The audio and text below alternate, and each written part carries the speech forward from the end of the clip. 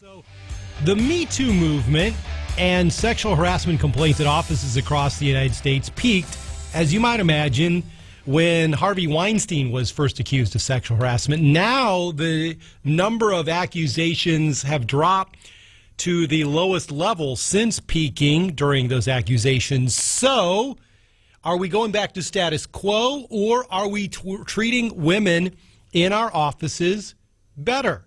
Let's talk it over with personal development coach and friend to this program, Kelly Accetta, who's on the WHO Radio Newsmakers line. Kelly, welcome back to WHO in Des Moines. Good morning. Good morning. Thanks for having me back, Jeff. Well, you're coaching folks in offices all the time, so I love your perspective on this. Do you think that we are treating women better in our offices now, or are we going back to the status quo because there's less publicity about the Me Too movement? What are you seeing? I think in our typical office scenario, we're seeing HR departments very, very willing to address issues and support accusations that come up. Whereas in the past, I think a lot of times it was just sort of brushed under the rug, especially if it was a high-profile executive or top producer in the company. And that's just not tolerated anymore. So, Kelly, really interesting stats in this study that I'm citing. I want to break it down a little bit with you.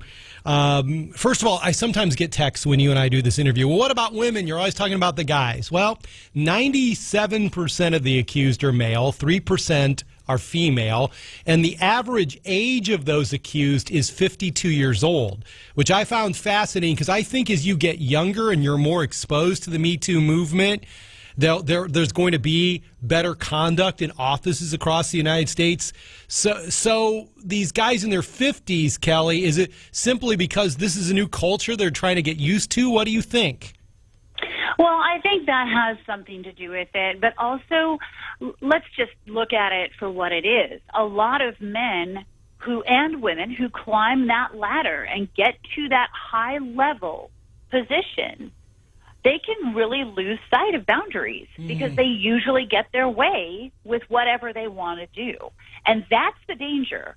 I think in gender, in the millennials, they're going to hopefully learn from these lessons, but power can get people off track in ways like this every day. Yeah, and Kelly, I think that really gets to the heart of the matter, and I appreciate you saying that because I feel like a lot of what I hear on this topic is power imbalance. Somebody that gets power over another person and ultimately thinks in a sexual way that gives them that power. Is that the majority of the origin of these issues? There are so many different facets of why men treat women the way they do. Some it's power. Some it's, they're in their midlife crisis and they're looking down the barrel of their last, season of life and they want to grasp anything they can. Others, it's an insecurity. Others literally are just sociopaths and will treat people like their own property. It's a variety of different reasons, but the results are the same. And we as women have just been subjected to it, and with fear of retaliation, because usually these people are in high positions and can affect our careers, we've just had to sit and stay silent. Yeah. So now with the advent of, all these big wigs like Weinstein and others, that not just them, but their companies are being held accountable. That's what's, I think, finally turned the tide and made the shift. It's not just the individual that's going to be held accountable, it's the company. And another thing I really want to talk about, Jeff, is, making sure that any female that's listening right now, I cannot stress this enough, that false accusations, no matter how angry you are at your boss, false accusations hurt the true victims and will create a backlash on everything we've worked so hard to get this far. I think that is a great point, Kelly. And also, obviously, I throw in there making this a political issue at times, where, I believe the victim if they're accusing somebody I don't like politically. Again, you're right. I worry about that, too, when it just starts to become a political weapon back and forth in the public sphere.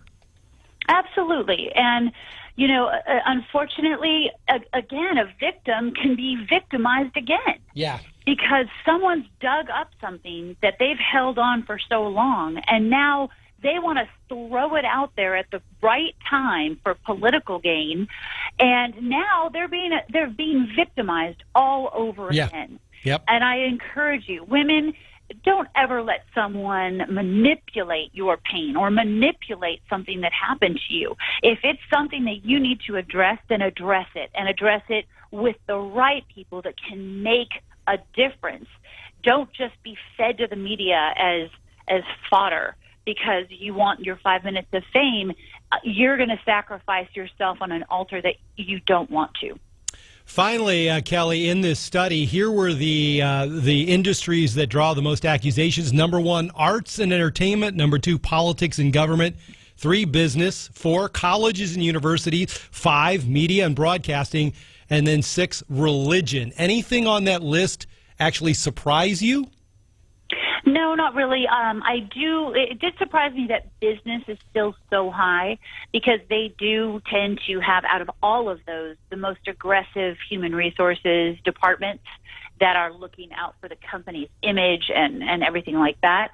Arts and entertainment absolutely doesn't surprise me at all because most of those operate in a vacuum and they don't have any kind of strong HR or support for the employees that work there. And an artist is usually driving the entire company. And therefore, a lot of people tend to look the other way because their livelihood is tied to that artist's success, whether it be a director, producer, actor, anything like that. That is personal development coach Kelly Accetta with the usual very perceptive comments. Kelly, thanks very much for joining me today. I'm Jeff Angelo. That's what you need to know.